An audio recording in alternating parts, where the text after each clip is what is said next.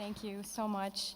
I am so thrilled to be here tonight, and I'm so excited to see so many people at this night to honor Israel. And I also want to thank everyone who's put in so much work to make this night possible. As Mark said, I am the Western Campus Field Organizer for CUFI on campus. I visit campuses, I speak to students, I help educate.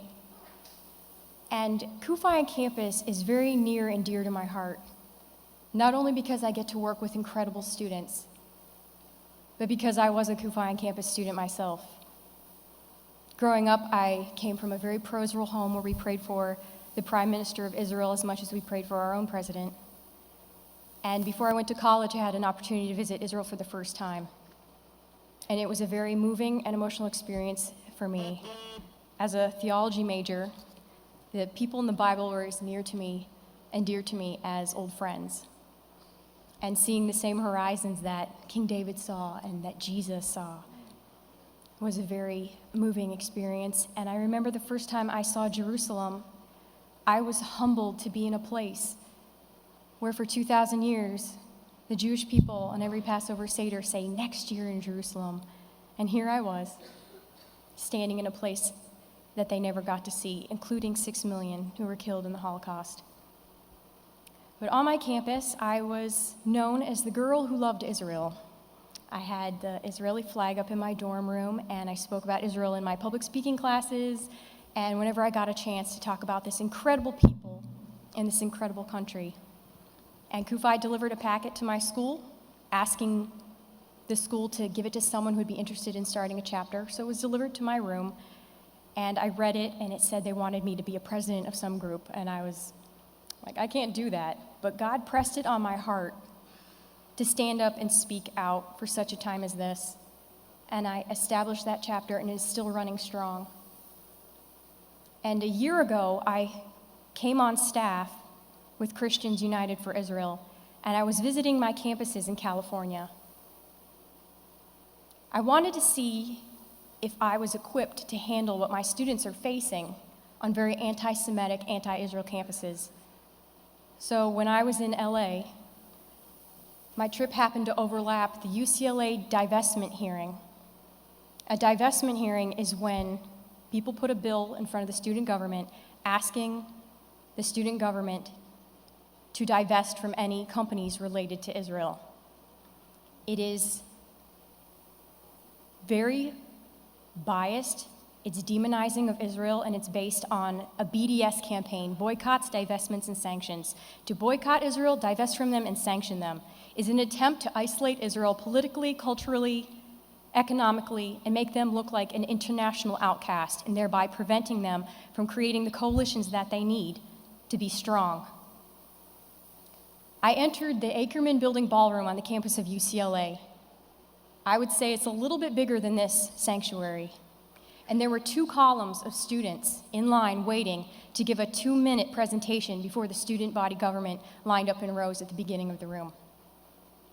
I showed up at 7 o'clock just to observe, but by 7:30, and after hearing lie after lie after lie about Israel from so many different student organizations, I was compelled to get in line at 7:30 and wait until 1:30 in the morning to give my own 2-minute defense of Israel.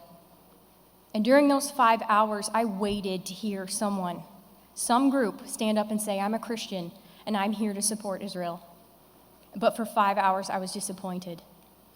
What I did hear was group after group who had their own personal narrative hijacked by a propaganda machine training them to hate Israel. I heard Native American students stand up and say, "I am for divesting from Israel because Israel stole the land from an indigenous people." And I started talking to the people in line with me, and I said, "The Jews are the indigenous people to the land. They've had a continuous presence there for thousands of years, and the Native Americans have more in common with the Jewish people than they have been led to believe."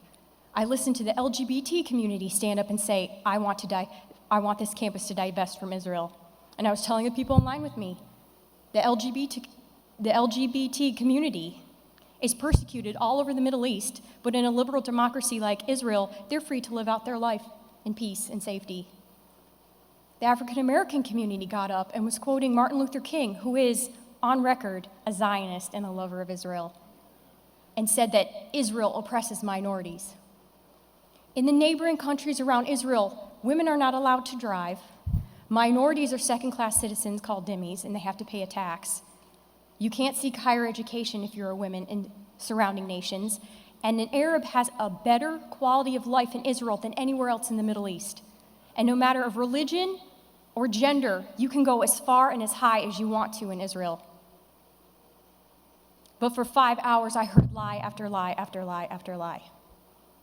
And I watched my friends from Israel over in the corner, an Israeli soldier holding his head, as someone said, an Israeli soldier can come up to you and shoot you in the face whenever they want.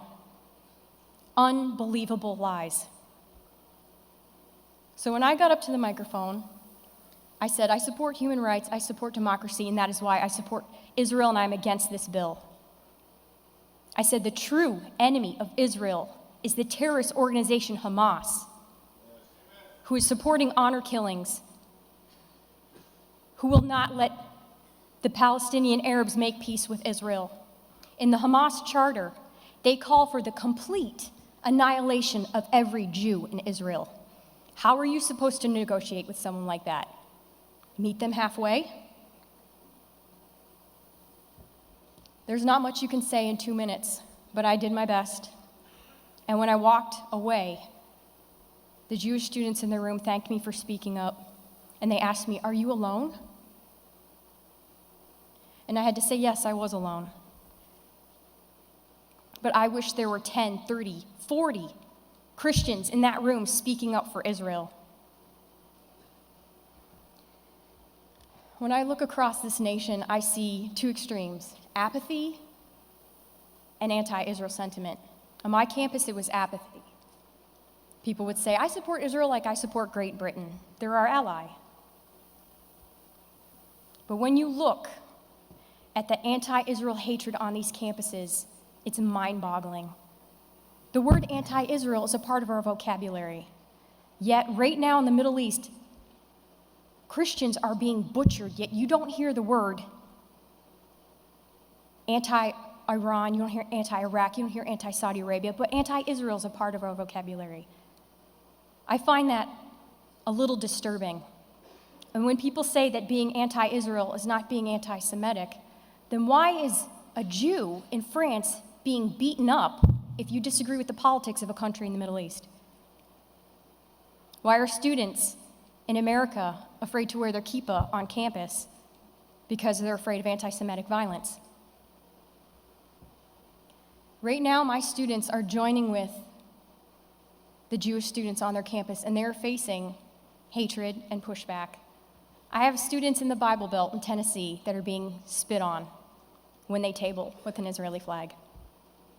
I have a student in Arizona who had rocks thrown at her as she tabled advertising for a pro-Israel event.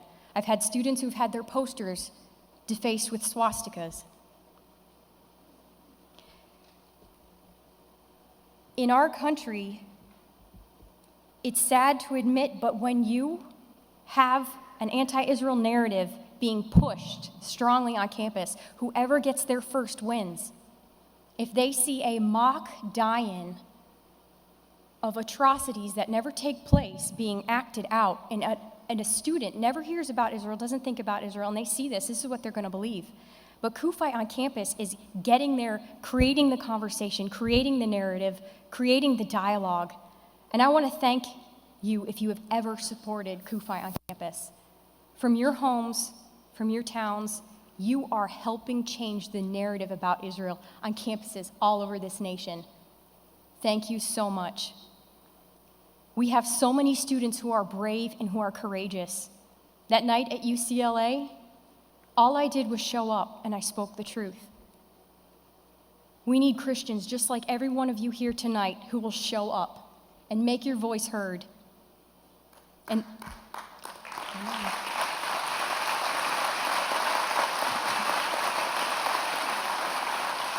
when I first got involved with CUFI, and someone would say to me, I'm going to go lobby, I would think they were using bad grammar to say they're going to the entrance of a hotel.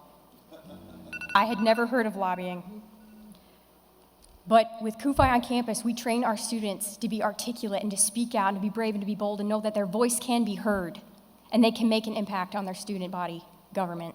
They can create bills to say we are going to do a preemptive BDS resolution to say we stand with Israel. These campuses groups stand with Israel.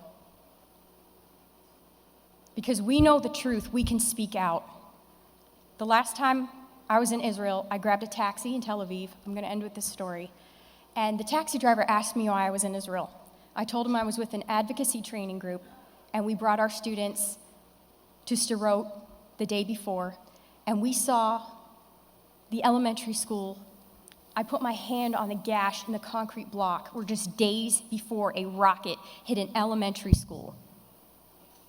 I said we saw the playgrounds where they have bomb shelters in the shape of a caterpillar, painted in bright colors for the sake of the children, because there's a generation in Sderot called the generation of Qassam that stutter and wet the bed because of post-traumatic stress disorder.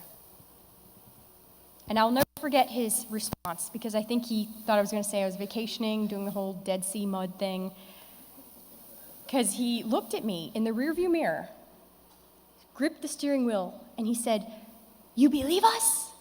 You believe us? You believe us?" And I said, yes, and not only do I believe you, there's 1.8 million Christians in America who believe you and are speaking out against the lies, the anti-Semitism, and the propaganda trying to demonize Israel and the Jewish people. And we will never again be silent. We will never again leave a deafening silence as the Jewish people are persecuted and demonized. I want to thank you for showing up. And I want to encourage you to be strong and be courageous, because your God is with you. Thank you.